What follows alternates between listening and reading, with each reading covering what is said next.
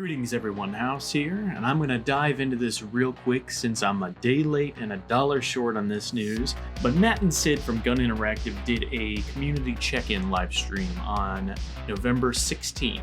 This is going to be some of the big news from that, as well as my thoughts on some of these updates. I will have a link to the VOD for the live stream in the description of the video below, so if you want to watch that first, feel free to go ahead and check that out. Or if anything I say is confusing or unclear, maybe they can give you some more clarification. I'm going to try and rush through this real quick just so we can get my thoughts on everything. Matt and Sid were mostly talking about the quote-unquote big patch that's coming up on November 28th, so right after Thanksgiving here in the US. If you are a victim main, I am sorry. I am so sorry.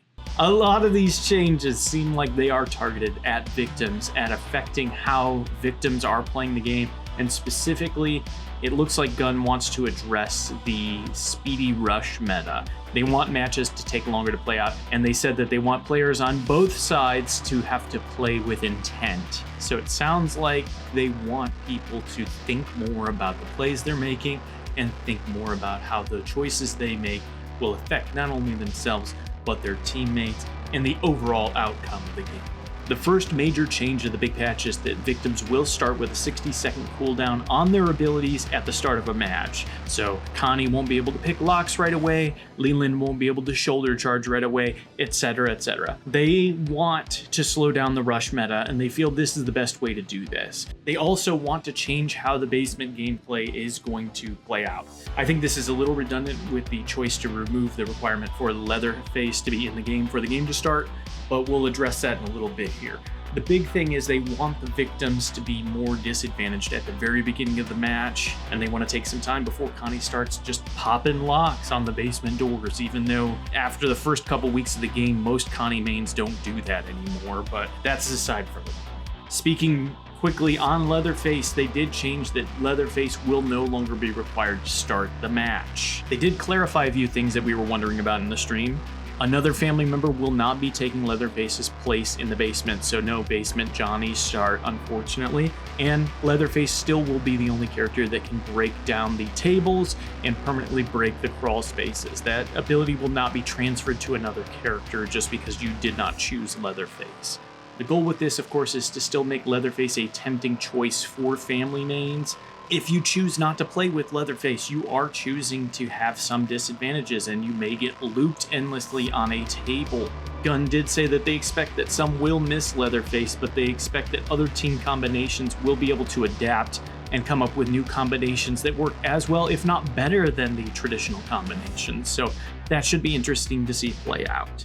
Another major change for victims is that the sound indicators will follow the victim for a few seconds after they make noise. So hastily interacting with a toolbox, a bone pile, hitting the hanging bone traps, even the chicken noises. The sound indicator icon will follow the victim for a little bit after they make that noise. Gun has said that they're trying to incentivize stealth and that stealth needs to be rewarding, while speedy is still an option, but has more risks involved. They have also said that they want matches to take longer to play out, so stealth, of course, is going to lead to longer match times than speedy rushing the gate. Personally, I'm not a victim main. I have never played victim, even though I've played this game since launch. But even as a family main, this seems a bit excessive. As a family player, I can usually see a sound indicator and guess where the victim is and where they may be going. This adds to the cat and mouse gameplay that I enjoy about the Texas Chainsaw Massacre game. Having the sound indicator stick to the victim, sure, that'll help me find them a little bit easier, but it feels like an unnecessary buff to family. And that's, again, as a family main. When you combo this with the 60-second cooldown on abilities at the start of the match, it just seems like a lot for victims. Maybe I'm blowing it out of proportion in my head. I really need the victim mains to sound off in the comments below to let me know how you feel about this. Personally, it feels like a lot. One of the biggest inadvertent buffs that victims got is when they are crouch walking, they will no longer leave footprints for Johnny to track. So that's nice. It's kind of weird to me because just from my experience of trying to play Johnny, especially recently, he seems like the weakest family member in terms of his ability. Really, the only time I was using his tracking ability is if I did lose a victim to restart that chase, so taking that option away if they are crouch walking. While it's a good buff for victims, it seems like maybe there are some other things that need to be addressed before we start worrying about how Johnny's doing. I don't know, maybe that's just my thoughts on it. Gunn also mentioned that once victims leave the gate, they are escaping from the map. So unfortunately, the teabag session right outside the gate, that will have to end, or you'll just have to stay inside the gate to do that if you want to do your group celebration right in Bubba's face. I don't know, I've never understood the whole teabagging thing. Do whatever you gotta do, I guess. They also mentioned the fuse spawn on gas station will be re-evaluated. If you haven't seen it, the fuses on gas station do have the ability to spawn directly across the path from the fuse box in some instances, leading for very quick fuse escapes. So this is just going to help balance that and make it so that that's not as common. Another family nerf that will help victims is Cook's ability will now tick down while in use, not just when he's focusing on a victim. They feel that Cook is still too strong even with the change to him being unable to hear victims if they're crouch walking. Personally, as a Cook main, I have to agree.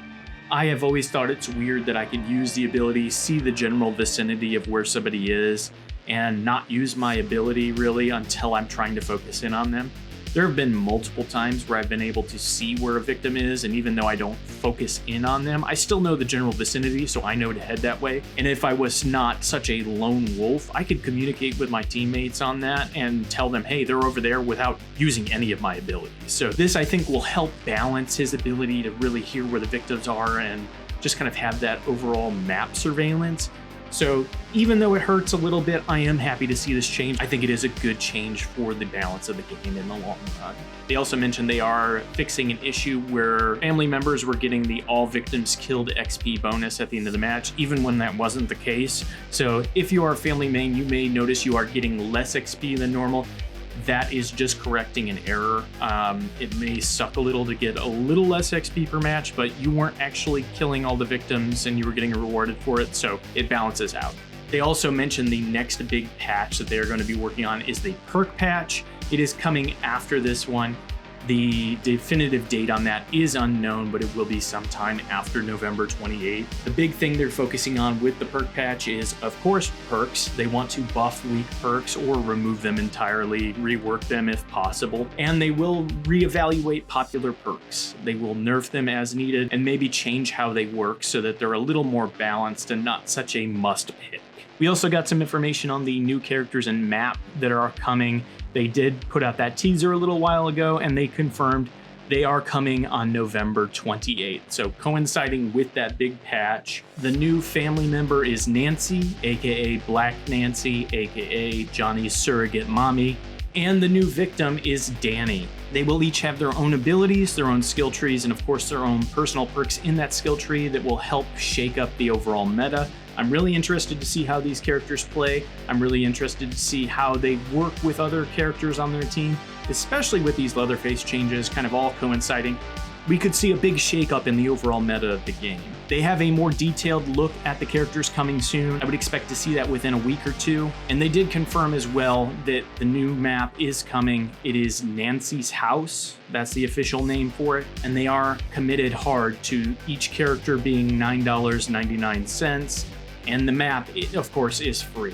I am really excited to see these characters. I'm excited to use them, and I'm excited to have them on my team. I am a little worried about the price, of course, not only because of what we've discussed in our previous video about lobby dodging, but also because I feel like maybe that price will turn people off to those characters as well. I mean, Gun Interactive is choosing to release these characters and all these changes on November 28th. If you're not aware, Chucky is coming to Dead by Daylight on November 28th as well. I know, I mentioned the other game we don't talk about, my bad. And yes, I know each game is trying to do its own thing. They're not trying to be a direct competitor to each other, but there is an overlap between the audience of Dead by Daylight and Texas Chainsaw Massacre Game. If you don't think that Chucky's release in Dead by Daylight will affect who's choosing to play Texas Chainsaw Massacre Game that day, you're being silly. Of course, it's going to have some effect. So hopefully that doesn't adversely affect the release of all this new wonderful content and people can still enjoy the game. Some last little tidbits of information they covered just to wrap things up. Shirtless Johnny is coming. They don't have a release date for him. Other skins for characters like Cook and other characters, they are coming as well, but no release date is confirmed at this time. They did mention that the skins will be purchasable in bundles in the future, so probably some more stuff like the Bloody Family Pack that we saw.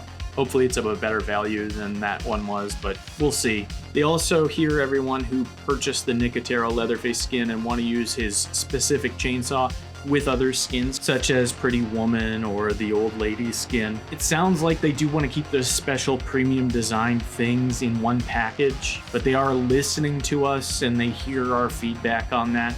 As long as we continue to have that conversation and are pretty rational with them and not being ridiculous, they are open to continuing that conversation. So just remember, guys, it's a game. Yes, we want to use things the way we want to use them, but if we are able to approach that in a calm manner and not harass people about stuff, they're far more willing to listen to us on this stuff than they are if we're just being ridiculous. So keep that in mind. Overall, I am excited to see some changes to the game. I do think that victims got hit a little hard though, if I'm being completely honest. There were some family changes. I think the Cook ones were necessary. The Johnny ones I'm a little confused on. You guys can tell me if you think that that's necessary. But yeah, let me know what you think in the comments below, especially if you are a victim main. Let me know how you feel about these changes. Am I off base for thinking that these are a little aggressive? Let me know what your thoughts are below.